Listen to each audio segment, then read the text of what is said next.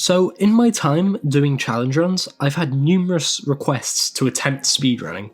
So I thought, what better game to attempt than Sonic Frontiers, a game solely about going fast. Sonic Frontiers usually clocks in at about 20 hours for a full playthrough, so I'm going to find out if it's possible to beat Sonic Frontiers in under 3 hours. But first, why don't you subscribe for small channel bragging rights? Now, to be pedantic, it's entirely possible. The world record for Sonic Frontiers is about 56 minutes long at this point. But I haven't been running this game for years, and I'm a challenge runner, not a speedrunner. In fact, I've only started practicing my runs of this game in the last week, so I thought 3 hours would give me a lot of wiggle room for mistakes, and allow me to go my very special, unoptimised route. The rules are simple. I will be running this game in New Game Plus to give me a slight head start, and the clock stops as soon as I finish the final QuickTime event, and my final time will be what my save file clocks in, minus the length of the end credits, because for some reason they count towards playtime. I'll also be using my footage to have a more accurate idea of my final time, which I will also display at the end of the video. With all this said and done, it's time to attempt to beat Sonic Frontiers in under 3 hours. The game starts in 1-1, where I have the worst possible start to a run ever by making countless little mistakes, so many in fact, that I was unable to get the S rank of this level. This run is so very fucked. After that travesty of a mission, we wake up on the first island.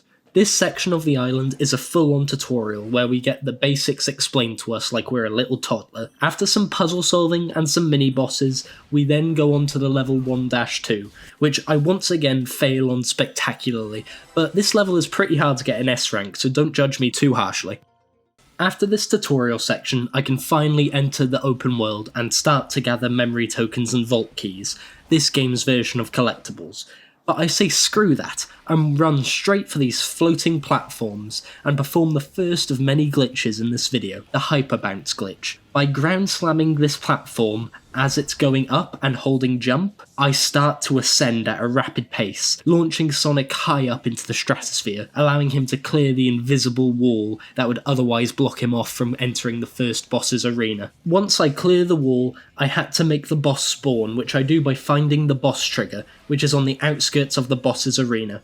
Once this is all said and done, I sprint to the top of the boss and become supersonic for the first time of the run. Now it's time for the first boss fight of the game, and for some unknown reason, the ground slam ability does an unholy amount of damage to the boss, so I rinse and repeat until the second phase begins, to which I just do the exact same thing. A very easy first stage for this run. Let's hope this difficulty keeps up and things don't get any harder.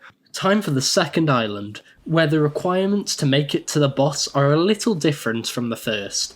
First of all, we have to talk to Knuckles at least once, who, a bit like myself, is in an unstable state. I also need to gather a couple of vault keys and unlock the first Chaos Emerald for the island's boss to spawn. In my experience, the quickest way to do this is to go and do the fishing minigame with Big the Cat. For some reason, this game lets you skip pretty much all of its content just by fishing or making barbecue spit roasts with this stupid fucking cat and his frog. But I'm not complaining, I stan Big the Cat. Now, since the fishing portal is on its little lone island in this area, it's time I introduce another prominent glitch I'm going to be using for this run, the slingshot. To do this glitch, I homing attack an enemy before dashing away at the last second and locking on. I then hit L1 to sidestep and 0 to do a ground stomp attack, but the frame after I hit circle, I hold dash and fly away into the direction I was going in. This glitch is highly dependent on your distance away from the enemy and the difference in verticality between you both. So if the enemy is beneath you, then you probably won't be going as far, but if it's in the air, then you will slingshot Sonic across the entire island. And this is exactly what I did to make it to Big the Cat's fishing portal. From here, we go talk to Knuckles and collect the first Chaos Emerald, which triggers the boss of the area to spawn and to send us into a chase. Now, speedrunners usually find a way to skip this segment, but I'm not a speedrunner, so it looks like I'm going to have to do this normally. After it's said and done, it's time to launch ourselves once again into space with the Hedgehog space program technique, once again by hitting L1 and then circle and then homing dash at the frame you hit circle. After a couple attempts, this gets me over the mountains into the boss arena, where I once again have to find the spawn trigger of the boss, and after doing so the fight commences as normal, just with a few extra ground stomps for good measure. It's also worth pointing out that doing this boss fight quickly requires me to parry a lot of the boss's attacks and missiles back at him, which I do with ease since I'm playing on easy difficulty. Another island done, and now it's time to move on to the third island where things get a little bit more complicated. Now, speedrunners haven't found a way to skip this island entirely yet, so it looks like I'm going to have to play the whole thing normally. And by normally, I mean slingshotting myself towards Big the Cat's fishing spot and doing a barbecue spit roast for all the tokens I need to finish this island in its entirety. And yes, this took as long as it sounds, which was a big waste of time. So, in the meantime, I've decided to fill this fishing segment with my gaming hot takes. Did you know, I believe Sonic Frontiers is a better game than Hogwarts Legacy, because even a bad or below average game is so much better than a mediocre one if it's more fun to play. After all the fishing was complete, we launch ourselves to all the Chaos Emeralds and we collect them as normal, before going to talk to Tails a countless amount of times to gather the final few, and to do his stupid fucking minigames that are by far the worst parts of Sonic Frontiers. I hate this island, and I hate the pinball minigame. I've wasted so much time on this fucking mini! After gathering the final few Chaos Emeralds, it was time to go fight the boss of the island, which once again was a relatively easy fight. All it required that was different from the last boss fights is that I throw his shield back at him a couple of times, and maybe a few extra ground stomps for good measure, you know? A few quick time events later, the island was all said and done, and it was time to move on to the fourth island. In this unique island, we had to climb to the top of 6 towers and activate them, which has been made a lot easier due to the fact that easy difficulty adds a lot more obstacles to homing attack on. I'm barely playing the game and I'm getting up these towers with ease. Now I know what you're thinking, why don't I just skip these towers with the Hedgehog Space Program?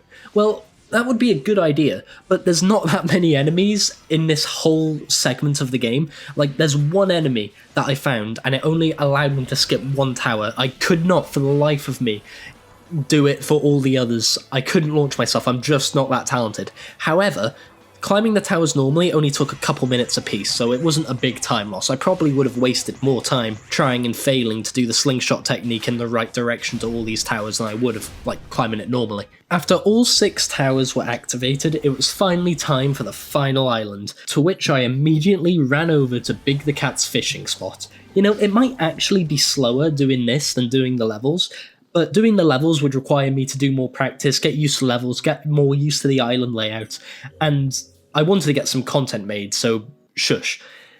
On this island, I had to gather over 190 memory tokens and about 32 keys minimum to finish the game. All of this means I had to do the barbecue spit roast minigame a minimum of 63 times, which meant that 63 times I had to hear this stupid sound.